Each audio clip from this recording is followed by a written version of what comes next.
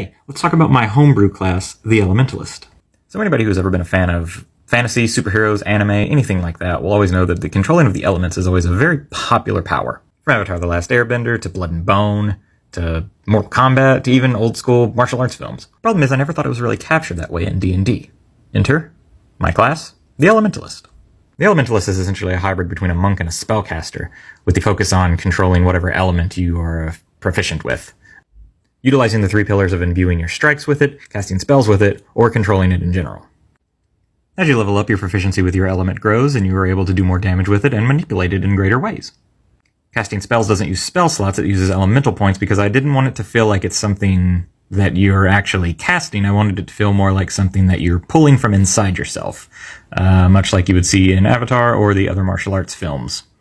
Though for simplicity's sake, spellcasting does essentially stay the same.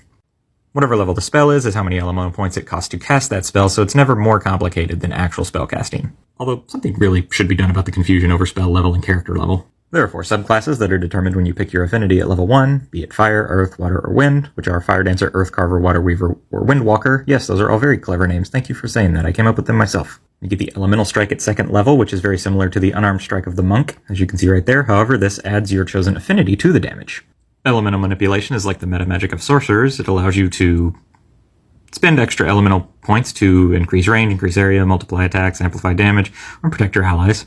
Now you can cast that really powerful Area of Effect spell and not worry about unaliving everybody. You can even gain a feature that gives you resistance to your chosen element. And yes, I know slashing for Windwalker and bludgeoning for Earthcarver is a little weird, but 1, there's no earth and wind damage in D&D, and 2, really think about it, it's honestly not that weird. And then each subclass obviously comes with its own unique special abilities. Fire Dancers control fire, and a lot of their stuff is pretty aggressive in damage dealing. 1 even allows you to fly and do some fire damage to anybody that just happens to be near you. Earth is very much about defense and padding that armor, as well as a little bit of Gaara from Naruto thrown in there. Water Weavers are all about fluidity of motion, with a little bit of healing actually thrown in there. And everybody loves the tentacle water thing that Katara could do in Avatar The Last Airbender, don't lie. Where Windwalker is kind of the other side of the coin. It's all about increasing your movements while hindering those of your opponents. And of course you get to fly at some point. Each subclass has their own unique spellbook, and there are a multitude of new spells that I had to create. Like everything else, it's on DM's Guild. Hope you like it.